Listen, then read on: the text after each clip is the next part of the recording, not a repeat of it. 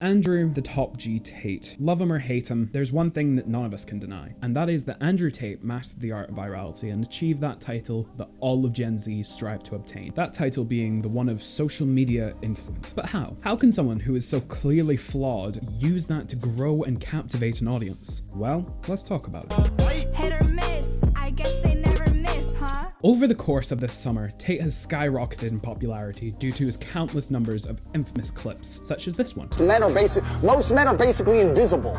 There is not a female on the planet who's invisible today. You can be a 4, overweight, fat, you'll still go to the club and get attention. 99% of the men go to the club and nobody even fucking talks to them. If they try and talk to a girl, they get blanked and ignored and told to being posted to TikTok. TikTok was the perfect place for Tate to start, simply because the amount of users that spend hours on end scrolling through their For You page, liking, sharing, and commenting on the videos they come across. This endless cycle of viewing and engaging with numerous hours of content is an incredibly useful tool for content creators. However, it doesn't come without its pitfalls. The major one being that the content that you post has to hook the viewer very quickly or else they'll just scroll away. And this is where Tate's greatest strengths shine through, with his incredibly controversial opinions. But this is only the foundational level of why he succeeded. Because funnily enough, being controversial doesn't guarantee instant success. I know, right? That's fucking crazy. Wow, my mind is blown. Thank you, Rosegx, for pointing that one out to me. I didn't know. So what made him go so viral? Well, it's a little thing I call the Belle Delphine effect, which also some might call a segue. Here's a big duck, slide, slide in the peanut butter. Don't sucker, who actually regrets me. My mother, The Belle Delphine effect consists of 3 major components that are all necessary to achieving virality as a flawed individual. So strap in and take some notes, kids. Class is in session. Part 1, controversy. Pretty self-explanatory, really. You need to do or say something controversial to get you the spotlight. Tate mastered this just by his mere existence. Once you have that, it's time for part 2. Part number 2, curiosity and intrigue. In the case of Andrew Tate, this element of curiosity that sparked the debates in all corners of the internet, primarily being Reddit, was whether he believes what he says or not. How much is put on and how much is genuine. These questions and just his absolute absurdity made for the perfect combination that ultimately led to the success. Part 3. Part number 3, the common Tate ors. Get it? Like Tate? I'm gonna die alone.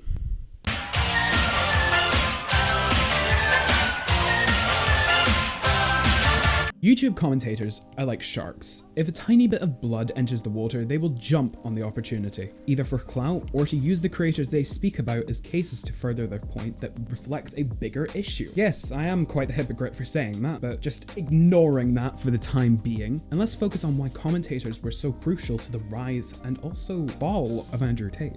Now with the understanding of the Belle Delphine effect, which yes, I am coining that one. Fucking fight me, Gerald! Pussio! Let's see how it's applied. We see part 1 of the effect all over everything Tate does and says, and with the absolute goldmine of jokes that can be told by commentators, with Tate being the basis of them, and it also gives the opportunity to speak about the issue of toxic masculinity and the effect it has on insecure teenagers online, commentary channels flock to him to criticize or praise his backwards and prehistoric views. But for those who had enough brain cells to condemn Tate for acting like a fucking horrific human being, they were non-consensually giving him what he wanted, the world's attention. And what he would go on to do with this is arguably worse than some of the things he said. It's pretty clear that when Tate is getting views and attention, so is his quote-unquote course, The Hustlers University, which is definitely not a scheme to profit off the teenage audience who misguidedly want to follow in the steps of the top G himself, so they can be just as rich as their idol and quite possible father figure. And so his audience might finally get a chance to answer that philosophical question that has been passed down from generation to generation, tracing all the way back to ancient Greece.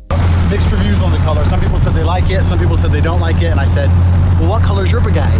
In the case of Andrew Tate and every other creator from the alpha male genre, it's a real double-edged sword for commentators to talk about them, because the nature of being an internet provocateur is this: the more controversial you are, the more creators will speak out against you or in favor of you, which in the short term is a profit. I mean, think about it. Belle Delphine, she sold her bathwater and it exploded her whole career because creators spoke about it and possibly even drank and might have, for some unknown reason, thought it'd be a good idea to bait the shit. She succeeded because she did something controversial and the internet lapped it up. And the exact same thing happened with Andrew Tate. He used misogynistic and out-of-touch speeches on podcasts to garner attention so he could promote his scam, his flawed thought process and belief. And the sad reality is, it's an ever-growing issue online. And even this video will add to the problem, even if it is in the smallest amount, because I'm just mentioning it and I'm actively trying to open a conversation about this subject. The point I'm trying to make here is that what's happening with Andrew Tate is not an isolated incident. It's repeated history at this point. And yeah, okay, some people who take advantage of the Belle Delphine effect to get views were just making strange but ultimately harmless content just for the lulz. But all coins have two sides, and unfortunately that second side is a dark rabbit hole of scams, the promotion of harmful ideologies, and creators who speak about these people not to contribute to the conversation, but simply just to chase clout. Take a moment to think about how much damage Andrew Tate has done in such a short period of time. Now think of how much more damage someone else with even worse views than Tate could do. People using the Belle Delphine effect is a growing trend and a vicious cycle of people seeing those who go viral from these flawed methods of doing so and then doing it for themselves and going viral. And then more people see that and try it, and it repeats and repeats and repeats. This trend doesn't look like it will be going anywhere anytime soon, which is even more reason that it needs to be discussed not just by creators, but by the companies who run the platform this type of content runs on. There needs to be some form of regulation for this type of harmful and provocative content, primarily on TikTok and YouTube, but it isn't something that should be allowed to keep occurring. However, the solution to abolishing these tactics of achieving virality aren't really solvable and probably never will be. The case of Andrew Tate is one of caution and curiosity, but something we should all be able to agree on is that people like him who gain an audience based off intentionally harmful beliefs can't be allowed to happen again.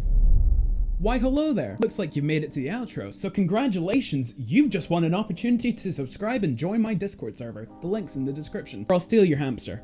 Anyways, on a somewhat more serious note, I would like to sincerely thank you for watching this video. I put a lot of time into making it and I'm really quite proud of this one. And I would love to hear your opinions on this subject in the comments as well, or maybe even the Discord general chat, link in description. And if you have any feedback on how I can improve my content, I would love to hear them. I'm in the really early stages still, so any feedback is seriously appreciated. But thank you for watching. I'll be back again soon, hopefully with a more cheery and actually fucking funny video. So have a lovely rest of your day, or whatever the hell it is for you, and I'll catch you all later. Goodbye.